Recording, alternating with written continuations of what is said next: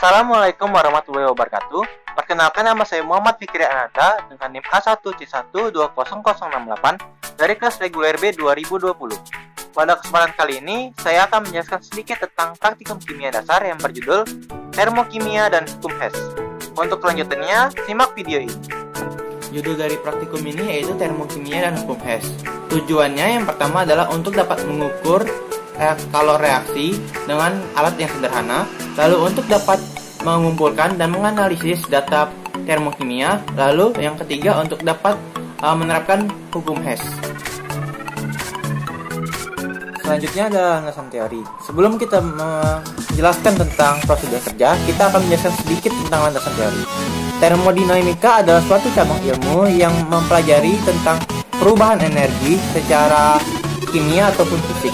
Lalu dalam percobaan ini, kita akan menganalisis perubahan energi yang dalam bentuk kalor yang mengiringi reaksi kimia atau bisa disebut dengan termokimia. Menurut hukum termokimia, pertukaran energi yang menyertai perubahan wujud dinyatakan dalam rumus delta E sama dengan Q kurang W. Dengan keterangan Q itu adalah kalor yang diserap oleh bisa dibilang yang diserap oleh sistem. Lalu untuk W-nya itu adalah sistem kerja yang dilakukan oleh sistem tersebut. Lalu kebanyakan reaksi kimia itu berlangsung pada tahapan-tahapan tertentu. Bisa bilang tetap kerja, bukan tetap kerja sih, bisa dibilang tuh kayak dia tuh bereaksi terus lah. Itu dapat dirumuskan dengan persamaan W sama dengan P dikali dengan delta V. Dengan keterangan P itu adalah tekanan gas dan delta V itu adalah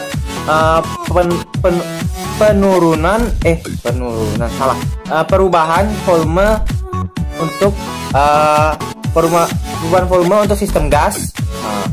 Jadi oleh karena itu pada tekanan tetap itu rumusnya delta E sama dengan I dikurang P dikali delta V. Tapi ada syarat lain.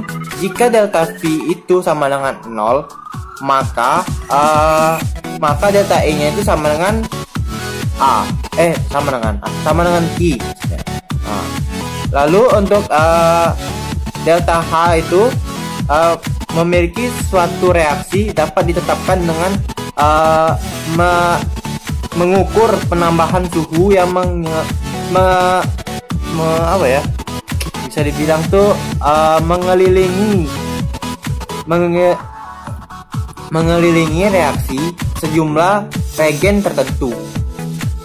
Itu mungkin beberapa landasan teori dari percobaan kali ini.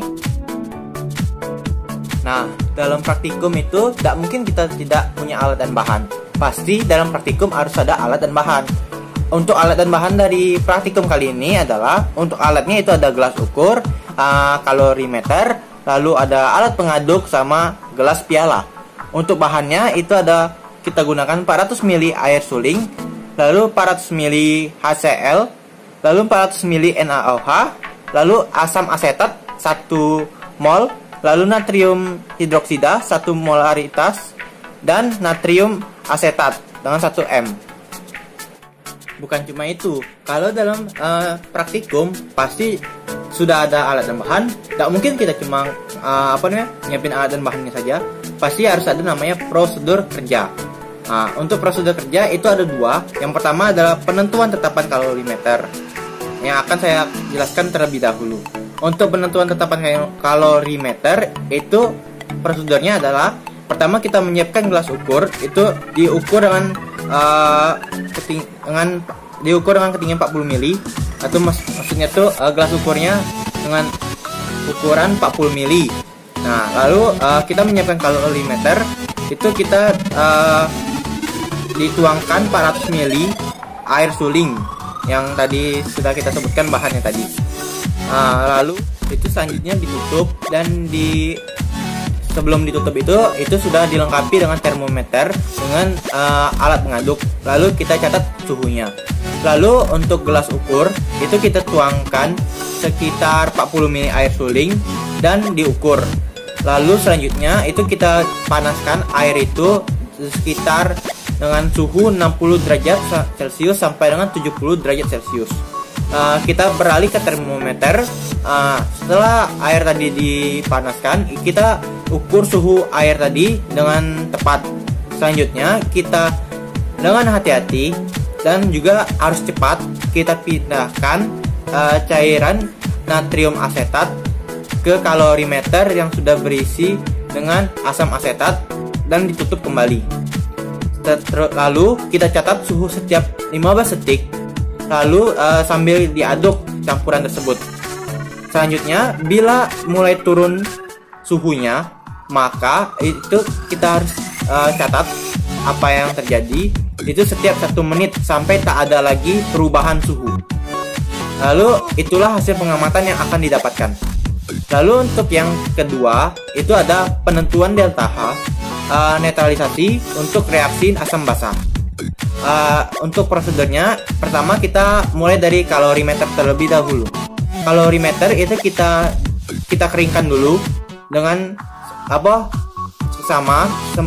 biar tidak ada zat-zat yang bisa mengganggu proses praktikum ini. Lalu kita ukur 40 ml larutan NaOH dengan 1 mol. Lalu kita masukkan ke dalam kalorimeter. Selanjutnya kita ukur 40 ml HCl 1 mol juga ke dalam piala 150 ml. Lalu kita letakkan di dekat kalorimeter. Untuk kalorimeter itu kita ukur suhunya. Saya ulangi. Untuk termometer itu kita ukur suhu dari larutan tadi. Lalu kita bilas termometernya. Terus kita keringkan dan kita kembalikan di dekat kalorimeter. Lalu kita ukur lagi suhu larutan basah. Kan itu tadi ada 2, asam dan basah yang dari judul tadi. Makanya di situ dikatakan ada asam, ada basah. Lalu suhu kedua larutan itu tidak boleh berselisih lebih dari 0,5 derajat Celcius. Bila suhu itu sama, itu harus sama dengan larutan asam maksudnya, maka harus dilakukan penghangatan pada piala dengan telapak tangan biar biar agak dingin dikit, karena tangan kita ini memiliki zat yang panas bisa dikatakan. Lalu yang terakhir itu dimasukkan larutan asam secara cepat-cepat ke dalam kalorimeter, lalu diaduk dan dicatat suhunya. Maka itulah yang akan kita dapatkan hasilnya. Kalau untuk kesimpulan, mungkin saya bisa menyimpulkan 2 hal. Dari praktikum ini, dalam mengukur reaksi itu kita dapat menggunakan kalorimeter yang sederhana. Jadi tidak harus mesti kalorimeter yang mahal ataupun yang yang memang terjamin. Walaupun memang untuk kalorimeter yang lebih modern itu memang hasilnya memang lebih bagus, tetapi yang sederhana aja itu sudah cukup untuk melakukan praktikum. Lalu kesimpulan yang kedua itu perhitungan kalori reaksi itu kita dapat lakukan dengan menggunakan 3 cara.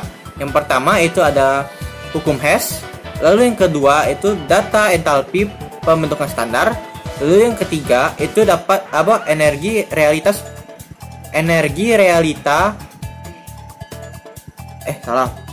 reaktan rata-rata.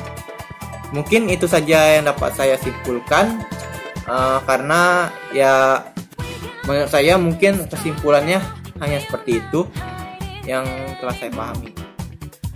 Terima kasih telah menonton. Mohon maaf jika ada kesalahan kata maupun kalimat, dan juga mohon maaf jika ada kesalahan dalam penyampaian materi.